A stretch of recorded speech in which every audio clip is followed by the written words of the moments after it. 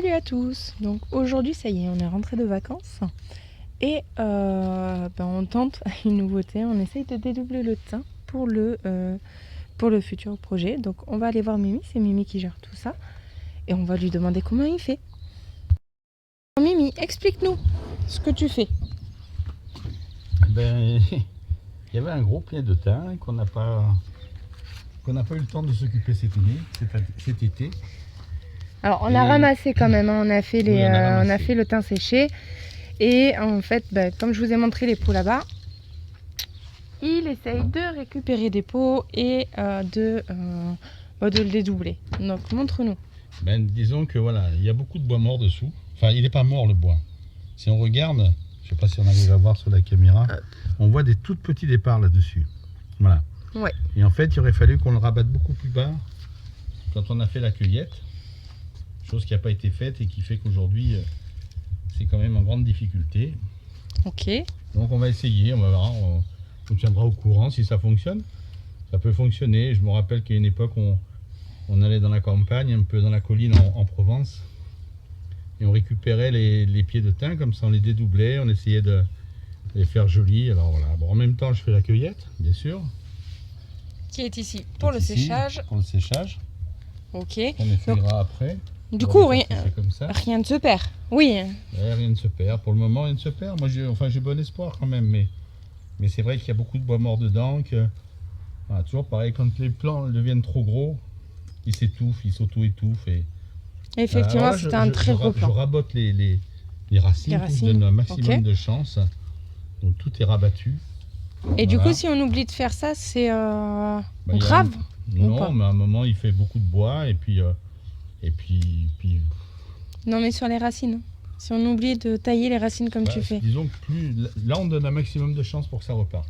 Ok, donc limite, qu'on n'arrive pas trop à tailler le thym en temps et en heure, ça passe. Mais si jamais on le repique, comme tu es en train de faire, surtout couper la racine. Surtout. Ok.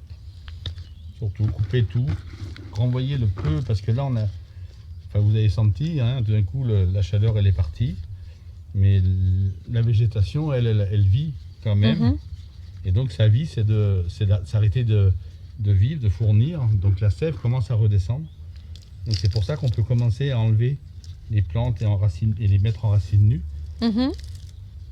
Parce que la sève est en bas et il y a plus de chances que... Alors ça fait un peu arbre mort, hein, quand on les regarde, c'est bizarre. Mais bon, moi j'ai bon espoir. On verra. Après, sur tous ceux que tu replantes, on voit effectivement ces petits départs. Hop, je sais. Voilà. J'attends que ça se stabilise. Hop, voilà. Hop, ici on le voit. Ici, ici. Donc tout ça, c'est des potentiels départs. C'est ça. D'accord. Et donc, oui, racine nue parce t'as enlevé toute la terre et tu l'as défait. Là, il était beau le plan, hein. Il est joli le plan, hein. Il est beau vert. Mais toute cette partie-là, c'est du bois. Ok. Donc là, je vais couper là et après, il ne reste plus que le bois. Voilà. D'accord, donc pensez à rabattre en haut et en bas en fait. Pas avoir peur de descendre comme on descend le basilic. Il faut descendre tout pareil. D'accord. Voilà. Et là, donc, c'est coupé en haut. Les racines sont beaucoup trop longues, c'est rien du tout. Et là, je les ratatine. Et voilà. Et là, je vais prendre un petit pot pour le serrer le plus possible. D'accord, donc c'est pareil, même la taille du pot, parce que là, on en voit des différences sur la table. Là, la taille du pot est importante, ne pas mettre trop de terre et ne pas trop en mettre trop peu, justement. C'est ça. Ok. Si on veut que ça s'enroule bien autour de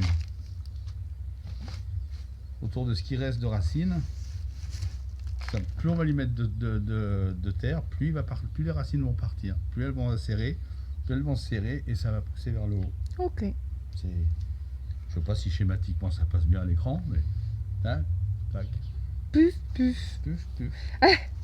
Bon, allez, on va le laisser finir et on vous montrera combien on a fait de pots du coup à partir d'un seul gros thym.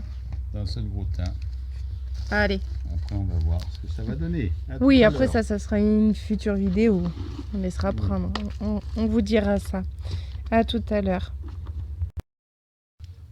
Alors du coup le finish, ça c'est tout ce qui va partir à sécher. Et on va suivre les animaux qui s'amusent. J'ai bien fait d'avoir un chien et un chat. Et donc là, voilà ce que un seul plant de thym peut potentiellement nous faire avoir